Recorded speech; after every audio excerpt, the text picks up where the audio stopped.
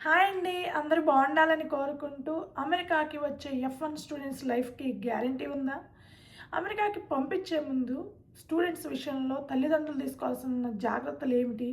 మీరు తెలుసుకోవాల్సిన కొన్ని నిజాలు చెప్పే ముందు ఒక చిన్న రిక్వెస్ట్ అండి. మీరు ఈ వీడియో చూస్తుంటే కనుక దయచేసి ఒక లైక్ చేయండి, షేర్ చేయండి. తప్పకుండా సబ్స్క్రైబ్ అయితే చేసుకోండి. అమెరికాకి ప్రతి సంవత్సరం లక్షల్లో F1 స్టూడెంట్స్ చదువుకోవడానికి వస్తూ ఉంటారు. అందులో హైయెస్ట్ పర్సెంటేజ్ మన ఇండియన్స్‌దేనండి.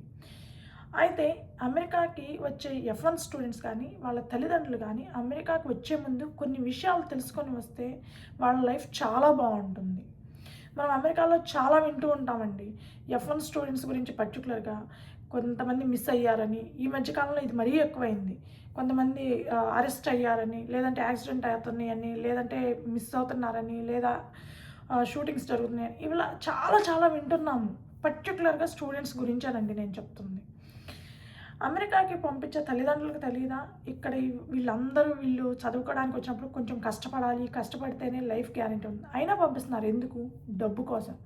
డబ్బు కోసమే కాదండి. వర్క్ వీసా మీద వచ్చేవాళ్ళైనా, F1 వీసా మీద వచ్చేవాళ్ళైనా ఎవరైనా సరే అమెరికాకి వచ్చేది ఫస్ట్ ప్రయారిటీ డబ్బే. కాకపోతే F1 వీసా మీద పంపించే వాళ్ళ తల్లిదండ్రులు మాత్రం మా వాడు బాగా సంపాదించాలి, లైఫ్‌లో మంచి స్థాయిలో ఉండాలి, లైఫ్ లగ్జరీగా ఉండాలి, మా వాడు ఏ కష్టాలు ఉండకూడదు, హ్యాపీగా ఉండాలి లైఫ్ లాంగ్ అనే ఉద్దేశంతోటి వాళ్ళు కొంచెం రిస్క్ అయినా వాళ్ళ పిల్లల్ని ఇక్కడికి F1 వీసా మీద పంపిస్తూ ఉంటారు. ఇక్కడికి వచ్చిన స్టూడెంట్స్ చాలామంది కొన్ని జాగ్రత్తలు తీసుకోకపోతే మాత్రం లైఫ్‌కి గ్యారంటీ అనేది ఎవ్వరు ఇవ్వలేరండి ఇక్కడ. సో, నాకు తెలిసిన కొన్ని నిజాలైతే చెప్తాను. అంతకంటే ముందు రీసెంట్‌గా జరిగిన ఒక ఇన్సిడెంట్ చెప్తానండి. ఒక F1 స్టూడెంట్ గురించి. అద్దంకి ప్లేస్‌కి సంబంధించిన ఒక అబ్బాయి రీసెంట్‌గా అంటే 2 వీక్స్ బ్యాక్ మిస్ అవ్వడం జరిగిందనమాట. ఆ అబ్బాయి ఏమయ్యాడు? ఎక్కడున్నాడు? ఎలా ఉన్నాడనేది ఇప్పటికీ ఎవ్వరికీ తెలియదు. అబ్బాయి టెక్సాస్‌లో F1 స్టూడెంట్‌గా చదువుకుంటూ పార్ట్ టైమ్ జాబ్ చేసుకుంటూ ఉన్నాడంట. చాలా సైలెంట్ అంట. నాకు తెలిసిన ఇన్ఫర్మేషన్ షేర్ చేస్తున్నానండి. చాలా అంటే చాలా సైలెంట్‌గా ఉంటాడంట. సో, రీసెంట్‌గా 2 వీక్స్ బ్యాక్ ఆ అబ్బాయి ఫ్రెండ్స్‌కి గాని ఎవ్వరికీ చెప్పకుండా అలాస్కా వెళ్ళాడంట. ఎందుకు? సైట్ సీయింగ్‌కి. అంటే మనం ఎట్లయితే తిరుపతి లేకపోతే ఇంకొక ప్లేసెస్‌కి చూడటానికి వెళ్తుంటామో అక్కడ వెంకన్న స్వామిని చూడటానికి వెళ్ళినట్టు మనం కాశ్మీర్ వెళ్తున్నారు, బ్యాంకాక్ వెళ్తున్నారు. అట్లాగే ఇక్కడ ఆ అబ్బాయి అలాస్కా వెళ్ళాడు సైట్ సీయింగ్. కానీ అలాస్కా అనేది ఏ టైంలో వెళ్ళాలి, ఏ టైంలో వెళ్ళకూడదు అనేది తెలుసుకొని వెళ్ళాలండి. ఎందుకంటే అక్కడ ఈ టైము డిసెంబరు, జాన్యువరి, ఫిబ్రవరి అనేది మంచు విపరీతంగా ఉంటుంది. -డిగ్రీస్‌లోకి పడిపోతుంది వెదర్ కండిషన్స్ అనేవి. సో, అక్కడ అంత సేఫ్ కాదు. ఈ టైంలో అక్కడ ఉండేవాళ్ళు కూడా పక్కన స్టేట్స్‌కి వెళ్ళిపోతూ ఉంటారు. ఒక 2, 3 నెలలకి. కొంతమంది మాత్రమే అక్కడ పుట్టి పెరిగిన వాళ్ళు మాత్రమే అక్కడ ఉంటూ ఉంటారనమాట. రిమైనింగ్ సమ్మర్ టైంలో చాలామంది చూడటానికి వెళ్తుంటారనమాట. చాలా బావుండిద్దని. కానీ వెదర్ వరస్ట్‌గా ఉంటుందనమాట డిసెంబర్, జాన్యువరిలో. అలాంటి సిట్యుయేషన్‌లో టెక్సాస్‌లో ఉండే వాళ్ళకి వింటర్ వేర్ కూడా అంత ఇదిగా ఏముండదండి. ఇప్పుడు మేమున్నాము మిషిగన్‌లో. మాకు కెనడా దగ్గర కాబట్టి మాకు విపరీతంగా మంచు పడుతూ ఉంటుంది. సో, చికాగోకైనా, మిషిగన్‌కైనా లేదంటే ఒహాయోకైనా ఈ స్టేట్స్ అన్నిటికి ఇప్పుడు బాగా మంచు పడుతూ ఉంటుందనమాట. సో, మంచు పడుతున్నప్పుడు మాకు వింటర్ వేర్ చాలా ఉంటుంది. స్నో వేర్ గానీ, వింటర్ వేర్ గానీ అవి మొత్తం ఉంటాయి. కానీ టెక్సాస్‌లో ఉండే వాళ్ళకి అంత ఉండదు కదా! ఆ అబ్బాయికి కూడా ప్రాపర్ వింటర్ వేర్ లేదంట. అయినా కూడా అలాస్కా వెళ్లారంట.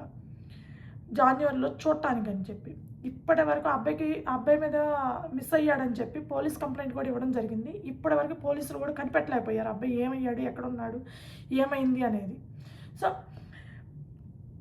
F1 స్టూడెంట్స్ ఎవరైనా సరే తొందరపాటులో ఎక్కడికి పడితే అక్కడికి ఎలా పడితే అలా వెళ్తే లైఫ్‌కి గ్యారంటీ ఉండదండి ఇక్కడ. సో, ప్రతిదీ ఆచితూచి అడుగు వేయాలి.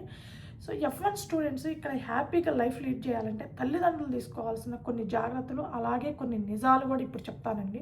అందులో మొదటిది నైట్ టైం తిరగడం. మనకి ఇండియాలో యూజువల్‌గా నైట్ 12, 1 గంట దాకా కూడా హాయిగా తిరిగేస్తుంటారు మగపిల్లలు. ఇష్టారాజ్యంగా తిరుగుతూ ఉంటారు. కానీ ఇక్కడ అది ఎట్టి పరిస్థితుల్లోనూ సేఫ్ కాదండి అమెరికాలో. అమెరికాలో ఏ స్టేట్‌లోనైనా సరే నైటు వింటర్ టైంలో అయితే 7 తర్వాత అసలు అమెరికన్స్ మనకు కనిపించరండి. ఆల్మోస్ట్ 80-90% ఇల్లు దాటి బయటికి రారు. ఒక 10-20% బయట తిరుగుతుంటారండి. వాళ్ళ అవసరాల కొద్దో ఏదైనా గానీ తిరుగుతుంటారు గానీ, మ్యాక్సిమం అమెరికన్స్ బయటికి రారు. వాళ్ళకి తెలుసు నైట్ టైం అమెరికాలో అంత సేఫ్ కాదని. ఈవెన్ సమ్మర్ టైంలో కూడా 8:30 మ్యాక్సిమం 9 వాళ్ళు. 9 తర్వాత అసలు మనం చాలామందిని చూడలేమనమాట. చాలా రేర్గా చూస్తాం అమెరికన్స్ని. బట్ మన వాళ్ళు ఇండియాలో అలవాటు తీసుకొచ్చి ఇక్కడ నైట్ 10 అయినా 11 అయినా ఒక్కళ్ళే తిరుగుతుంటారు, రోడ్ల మీద పడి తిరుగుతుంటారు, కారుల్లో తిరుగుతుంటారు, ఇష్టారాజ్యంగా తిరుగుతూ ఉంటారనమాట. సో నైట్ టైం తిరగడం అనేది అస్సలు సేఫ్ కాదండి అమెరికాలో. అలాగే నైట్ టైం జాబులు చేయడం, వీళ్ళు చాలామంది అంటే కొంచెం ఫాస్ట్గా డబ్బులు వస్తాయి, ఎక్కువ అమౌంట్ వస్తుందని నైట్ పెట్రోల్ బంకుల్లో లేదంటే బార్ అండ్ రెస్టారెంట్లలో వీటిలో పని చేయడానికి కూడా వెళ్తూ ఉంటారు, ఎందుకంటే అమౌంట్ ఎక్కువ వస్తుందని. కానీ అలాంటి వాటిల్లో చేయడం వల్ల లైఫ్ గ్యారంటీ ఉండదండి. ఎందుకంటే ఇక్కడ ఏం ఎత్తుకొని వస్తారో ఎలా వస్తారో ఎవ్వరికీ తెలియదు మనకి. సో కొన్ని పెట్రోల్ బంకులు అట్లీస్ట్ బుల్లెట్ ప్రూఫ్ గ్లాసెస్ అవన్నీ పెడతారు, కొన్నిట్లో అవి కూడా ఉండవు అనమాట. సో ఏమైనా జరగవచ్చు, ఏమైనా చేయొచ్చు. సో నైట్ టైము తిరగడం కానీ, నైట్ టైము జాబులు చేయడం కానీ, నైట్ టైం ఎక్కడ పడితే అక్కడ ఉండడం కానీ, ఈవెన్ ట్రావెల్ చేస్తూ మోటెల్లో ఉండటం కూడా సేఫ్ కాదనమాట. అమెరికాలో కొన్ని ప్లేసెస్లో మోటెల్స్ అంటే హోటల్స్ లాంటివి చిన్న చిన్నవి రోడ్డు అమ్మటే ఉంటాయి, ట్రావెల్ చేసే వాళ్ళు ఆగడం కోసం. అవి కూడా సేఫ్ కాదండి అంతగా. సో నైట్ టైం తిరగడం అనేది అస్సలు సేఫ్ కాదు. మేము ఇక్కడ మా ఇంటి దగ్గర చూస్తూ ఉంటామండి, మాకు ఎదురుగానే కాంప్లెక్స్ ఉంది, షాపింగ్ కాంప్లెక్స్, ఇండియన్స్ది స్టోర్స్ అన్నీ ఉంటాయి. నైట్ 10 కూడా తిరుగుతుంటారు లింగులిటుకమంట. అంత సేఫ్ కాదు, బట్ అక్కడ ఉండే చుట్టూ దాని ఇండియన్స్ కాబట్టి ఎంతో కొంత బెటర్ అని మనం అనుకుంటాం. కానీ రోడ్ల మీద వెళ్ళేవాళ్ళు, కారుల్లో దిగేవాళ్ళు ఎట్లా వస్తారో మనకి ఎట్లా తెలుస్తుందండి. సో నైట్ టైం అస్సలు తిరగొద్దని చెప్పండి. నైట్ టైం చాలా అంటే చాలా డేంజర్ అమెరికాలో. రెండవది డ్రైవింగ్.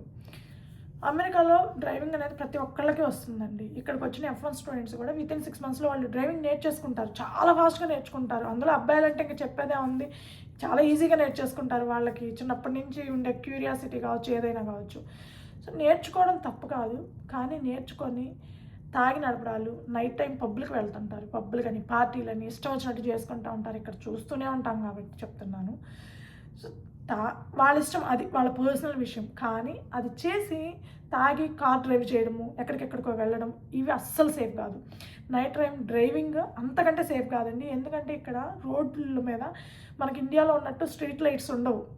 మ్యాక్సిమం మనకి హైవేలు అంటారు కదా, ఇక్కడ ఫ్రీవేలు అంటారు, వాటిల్లో అస్సలు ఉండవు. మనకి కేవలం కార్ హెడ్ లైట్స్ తోటే ట్రావెల్ చేయాల్సి వస్తుంది. ఒక్క డౌన్ టౌన్లో మాత్రమే లైటింగ్ ఉంటుంది కదా, స్ట్రీట్ లైట్స్, అంటే మనకి షాపింగ్ ఏరియాలు ఇలాంటి వాటిల్లోనే ఇక్కడ స్ట్రీట్ లైట్స్ ఉంటాయి.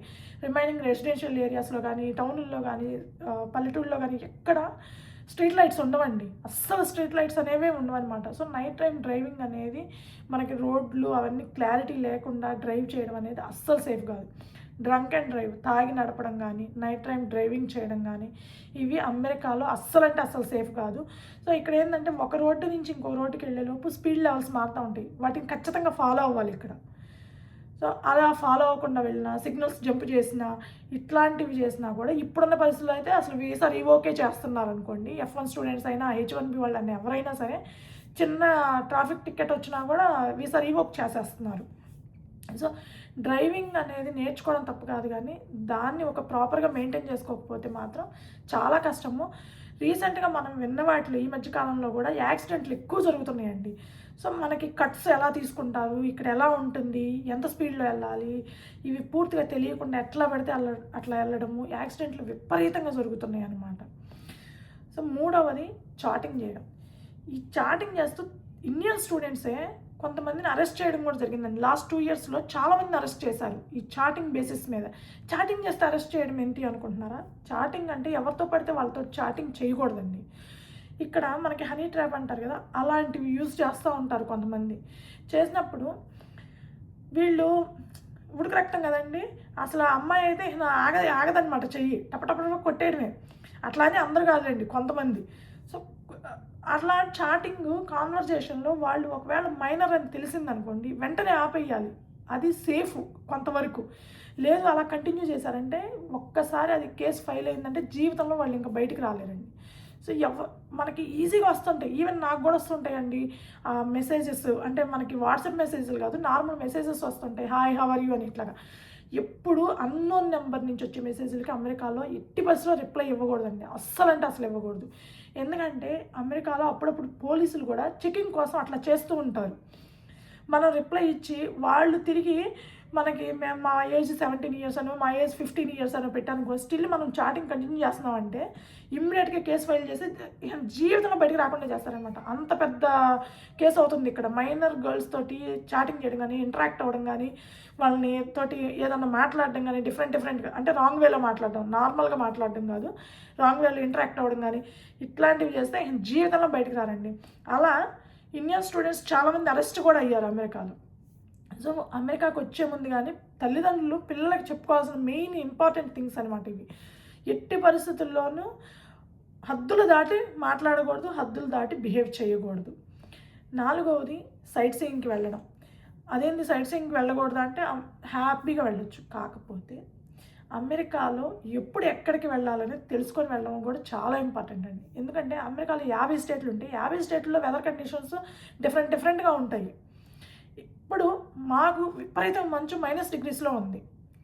టెక్సాస్లో డే టైంలో -డిగ్రీస్లో ఏమి ఉండదండి. లేకపోతే జార్జియాలో అట్లా ఏమి ఉండదు. కాలిఫోర్నియాలో -డిగ్రీస్లోకి ఏమి వెళ్ళదు. సో ఒక్కొక్క స్టేట్లో ఒక్కొక్కలాగా ఉంటుందన్నమాట వెదర్ కండిషన్స్. అవి తెలుసుకోకుండా వెళ్ళడం వల్ల ఇప్పుడు నేను ముందు చెప్పాను కదండి, అద్దెకి సంబంధించిన ఒక అబ్బాయి ఇట్లా మిస్ అయ్యాడని. చాలామంది ఫ్యామిలీస్ కూడా మిస్ అయిన సిచ్యువేషన్స్ ఉన్నాయి. ఏంటంటే వీళ్ళు స్నో పడ్డప్పుడు ఐస్ ఫ్రీజ్ అయిపోతుందనమాట లేక్స్ మీద, అదంతా అట్లా వెళ్ళి ఫోటోలు దిగాలని, ఆ కొండల మీదకి వెళ్ళి రీల్స్ చేయాలని. ఇప్పుడు ఈ పిచ్చి ముదిరిపోయి, ఆ రీల్స్ పిచ్చి ఇవన్నీ ముదిరిపోయి, ఫోటోలు పిచ్చి ముదిరిపోయి ఎక్కడ పడితే అక్కడ కనీసం ఇన్ఫర్మేషన్ కూడా లేకుండా, కనీసం నాలెడ్జ్ లేకుండా ఎట్లా పడితే అట్లా పోతున్నారు. ఆ పోవడం వల్లే ఈ తలనొప్పులన్నీ వస్తున్నాయి అన్నమాట. సో ఎక్కడికైనా వెళ్తున్నారంటే కంపల్సరీ వాళ్ళు ఆ స్టేట్లో వెదర్ కండిషన్స్ ఏంటి, ఎలా ఉంటుంది వెదరు అనేది చూసుకొని, ఇక్కడ వెదర్ కండిషన్స్ చాలా ఈజీగా తెలిసిపోతాయండి. చాలా ఈజీగా కరెక్ట్గా ఎగ్జాక్ట్గా తెలిసిపోతుంటాయి అనమాట. మనకి కనుక ఇట్లా వెదర్ కండిషన్స్ ఎగ్జాక్ట్గా చెప్తే కనుక రైతులు మహారాజుల్లాగా ఉంటారు. కాదు మనకు అంత అదృష్టం లేదులేండి.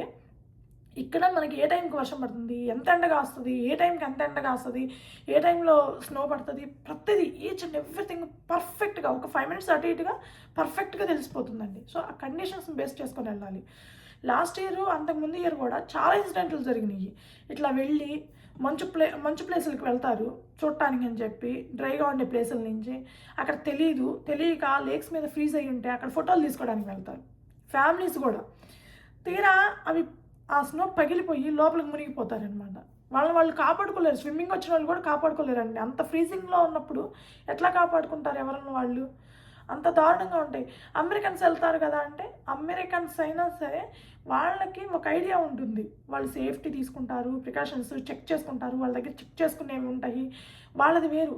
ఈవెన్ అమెరికన్స్ కూడా ఇప్పుడు టెక్సాస్లోనే ఎక్కడో నాకు కరెక్ట్గా ఐడియా లేదు కానీ, మంచు పడిందని చెప్పి నేను రీసెంట్గా రీల్లో చూశానండి.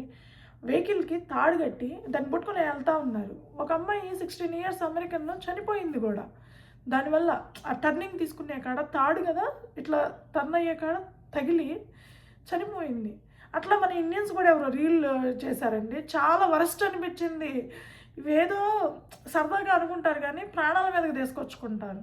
సో ఎప్పుడైనా సరే ఎక్కడికైనా వెళ్తుంటే ప్రాపర్గా కొంతమంది తోడుని తీసుకొని వెళ్ళడం అట్లాంటివి చేస్తే చాలా మంచిది. లేదంటే ఎక్కువ శాతం మిస్ అవుతున్నారండి ఇండియన్ స్టూడెంట్స్, చాలా వరకు మిస్ అవుతున్నారు.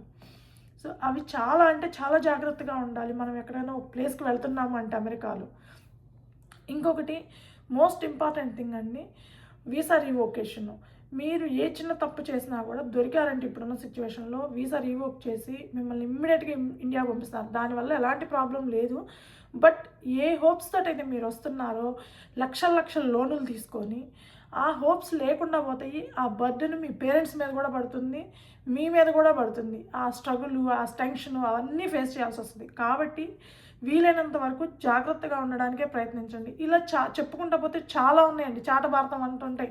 కాకపోతే ఇవి మోస్ట్ ఇంపార్టెంట్ థింగ్స్. మన ఇండియన్స్ ఎక్కువగా వీటిలో ఇరుక్కుంటున్నారనమాట. ఈ మధ్యకాలంలో ఎక్కువ ఇన్సిడెంట్లు జరుగుతున్నాయి వీటికి సంబంధించి. అందుకే వీటి గురించి మాత్రమే ఎక్కువగా చెప్పడం జరిగిందనమాట. సో ఇలాంటివి చాలానే ఉన్నాయి. అమెరికాకి వచ్చే ముందు స్టూడెంట్స్ అయినా, పంపించే ముందు తల్లిదండ్రులైనా ఈ ప్రికాషన్స్ అన్నీ పిల్లలకి అర్థమయ్యేటట్టు చెప్పుకొని, జాగ్రత్తలు తీసుకొని, మీ పిల్లలు మీరు హ్యాపీగా ఉండాలి, అమెరికాలో లైఫ్ బాగుండాలి అనుకుంటే ఖచ్చితంగా మన హద్దుల్లో మనం ఉండాలి, మన జాగ్రత్తలో మనం ఉండాలి. అలా ఉంటేనే పిల్లలు ఇక్కడ హ్యాపీగా ఉంటారు, లైఫ్లో సెటిల్ అవ్వగలుగుతారు. లేదంటే మాత్రం చాలా కష్టం అవుతుందండి. సో ఈ వీడియో మీకు నచ్చింది, ఇన్ఫర్మేషన్ బాగుంది అనుకుంటే కనుక దయచేసి ఒక లైక్ చేయండి, షేర్ చేయండి, తప్పకుండా సబ్స్క్రైబ్ అయితే చేసుకోండి. Thank you.